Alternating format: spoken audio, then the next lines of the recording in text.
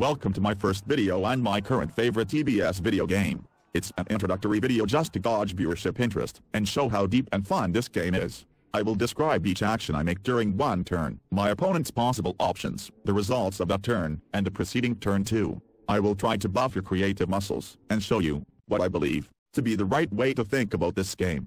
Let's examine this position first. Usually I play a bleak order attack strategy, but that was not the case in this game. And most of the time, you place all your cavalry on a flank with the support of the skirmishers and 2 spearmen infantry units. Light troops serve as the enemy cavalry harassers, and various traps moving parts. Infantry helps you to put up zocks, provides screening for your forces, supports cavalry or light troops once they're locked in combat. Pretty much the enemy has to remove that light cavalry out of the way to make progress, and most real players will do that. My cavalry on rough ground protects the flanking maneuver threat and serves as another obstacle if heavy infantry fails to engage pursuing enemy cavalry. If we had cavalry instead of this heavy infantry, then we were threatening the flank charge after removing light cavalry with these skirmishers. If we engage where we have intended, then our flank will be exposed to 2-move threat.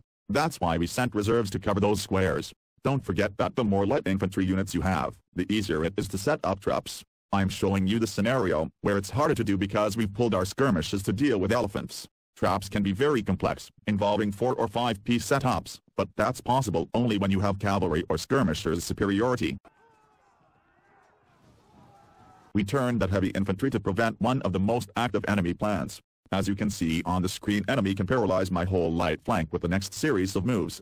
You must see this in the game if you want to be a decent player. I'm using mob to improve computer decision making, and my only disrupted unit became so because of unlucky charge roll. I do not recommend playing without this mod, because the default engine is too passive and does not respond to what you are doing at all. I don't agree with what engine did here. He had 2 choices, but he opted for passive approach. When the chance arises, always choose the most critical, even if it hurts you in the long run. Engine opted for an easy cohesion test with -1 modifier, which is fine. He can easily rack up 16% shooting casualties with 2 stationary shots and 1 moving shot. I'm going to demonstrate what I will do in a situation like this on the screen.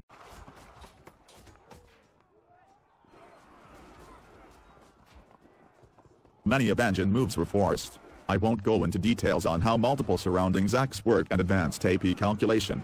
I showcased the plan that can crush me on right flank if I didn't cover that critical square with primary zack during my turn.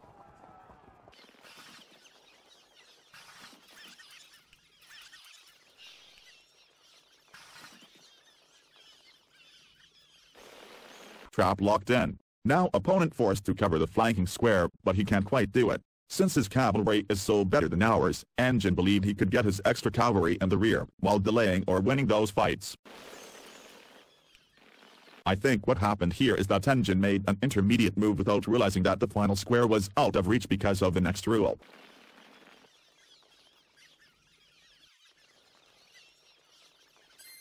That was the only unit on my side that rallied during the game, which is fair given how he lost cohesion in the first place. If opponent passes cohesion test, then don't continue attacking him unless you can add another negative modifier. Game remembers 2d6 dice roll, and if you can't reduce result below 6, then it's not worth it. The exceptions would be if you go for auto break, or for casualties before close combat takes place. At the beginning of the turn, look for automatic cohesion drop opportunities and charges on fragmented units in particular. Check for immediate flanking threats, decisive melee rolls to control pushbacks and traps next. If you don't have none of the above, then look for the same 2 turn threats to improve your position in attacking way.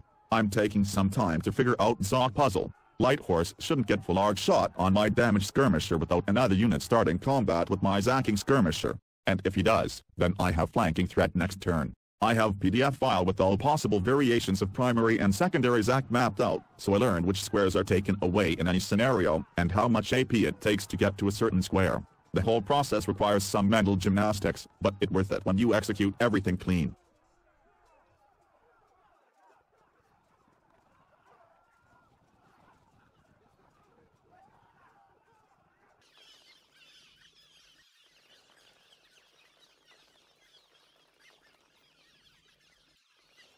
Elephants are weak against javelins. Don't be afraid if you will see zeros appear, because the game does not display fractions. Also, it's a typical position to search for the traps, which you will see later. Usually, humans don't put elephants in the front row unless they have armies of masked archers or a strange plan.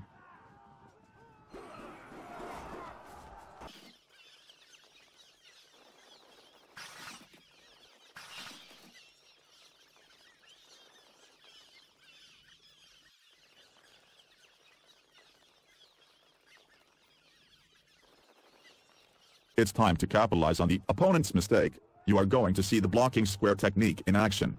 Remember that unit change is facing only during the first melee step. That's also the reason why many traps work.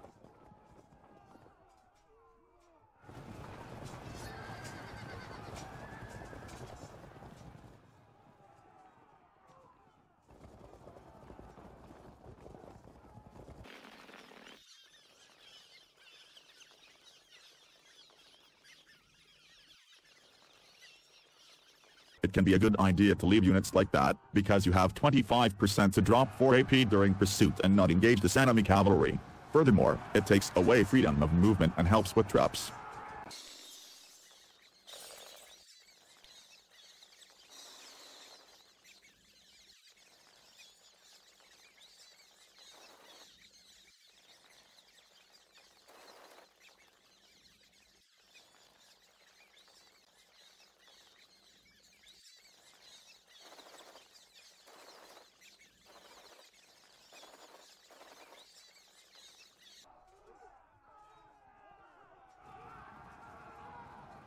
You should be ready for those outcomes too.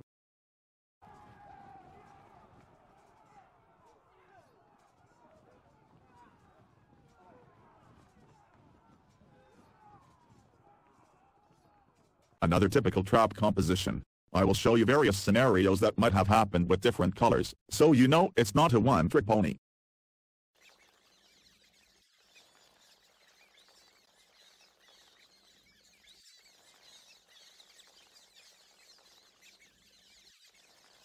Let's set up our last trap to catch an elephant, and see how the engine faces all these problems.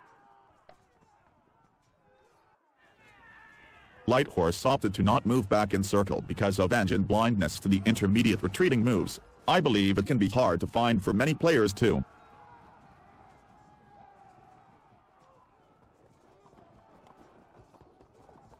Now you can see how much arrows our cavalry takes when our Zac shields are down. Cavalry is very susceptible to this, especially when they are not sufficiently armored.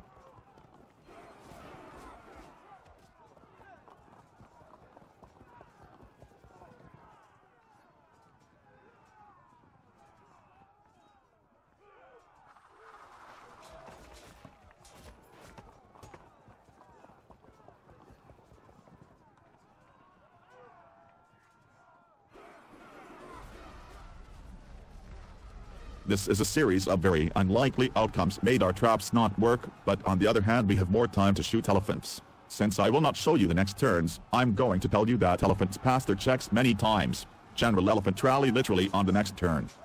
I wasn't expecting this engagement to happen, and it actually helped us win with only 10% losses compared to 41% on the enemy side, even with all unlucky rolls later in the game.